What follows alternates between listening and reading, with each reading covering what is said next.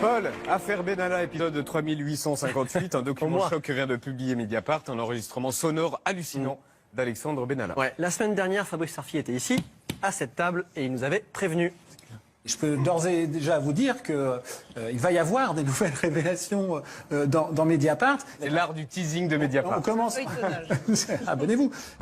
On n'a pas été déçus. Mediapart a mis en ligne cet après-midi affaire Macron-Benalla, les enregistrements secrets qui changent tout. Un enregistrement de 4 minutes et 50 secondes. On va l'écouter ensemble. Cet enregistrement, la date d'abord, ça se déroule le jeudi 26 juillet 2018. Une semaine, tu t'en souviens Yann, on était en vacances. Après les révélations du Monde, toute la France à l'époque parle de l'affaire Benalla et deux amis papotent. Deux hommes mis en examen. Alexandre Benalla, qui était donc garde du corps de Macron, devenu son chef de cabinet adjoint et qui vient de se faire virer de l'Élysée suite aux violences du 1er mai. Et ici, Vincent Kras, exactement, qui assurait la sécurité du parti présidentiel et qui est lui aussi en train de se faire virer. Alors déjà, le fait que ces deux hommes parlent est une information puisque la justice leur avait interdit en théorie de se parler. Mais ils se voient et le plus intéressant, c'est ce que raconte Alexandre Benalla. En fait, c'est une triple bombe. Premier extrait, même s'il est au cœur de la polémique, Benalla assure qu'il a le plein soutien du chef de l'État. Alors attends, un truc de dingue. Le patron hier soir, il m'envoie un message. Il me dit tu vas les bouffer. T'es plus fort qu'eux, c'est pour ça que je t'avais auprès de moi. Il n'y a pas grand monde qui provoque deux commissions d'enquête parlementaire, qui bloque le fonctionnement du Parlement. Ça le fait rire. Moi, lui, ça le fait marrer. Lui, il est mort de rire. Il est nerveusement, mais ça le fait marrer. Lui, ça ne choque pas plus que ça. On est entouré d'une bande de débiles. Si demain il y a vraiment une crise, comment ça va se passer, quoi? Donc le patron nous soutient? Ah bah il fait plus que nous soutenir. Une bombe. Deuxième extrait, Benalla évoque ses autres soutiens et notamment celui du conseiller spécial Ismaël Emelien. T'es soutenu par qui? Par le président, madame. Ismaël qui me conseille sur les médias et la compagnie. C'est Ismaël qui m'a dit ça tout à l'heure. Il m'a dit écoute, si demain il y a vraiment un truc beaucoup plus grave et tout, qu'est-ce qui va se passer? Ils vont réagir comment tous ces cons? Alors là, on va mettre en pause quelques instants pour poser... C'est qui les cons? Il est con, on ne pense pas que ce soit nous. Alors c'est peut-être notamment nous les médias, mais on va poser une question très importante. D'où vient ce son?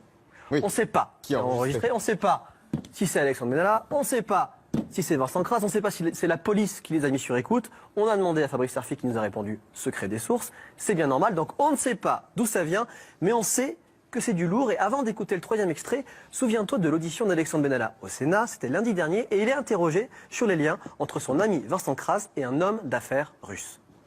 Étiez-vous informé de la collaboration de M. Kras avec M. Makhmoudov?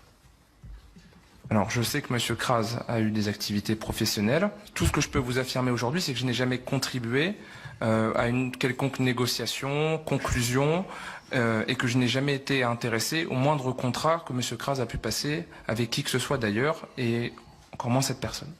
Donc là, Benalla est extrêmement clair. Il déclare sous serment ne jamais s'être occupé directement des affaires de son ami Vincent Kras, qui est ici, avec la société Mars, retiens bien le nom de la société Mars, qui fait du business avec, c'est mon dernier carton, cet homme, Iskander Makhmoudov, un oligarque russe proche de Poutine. Tu suis toujours? Oui.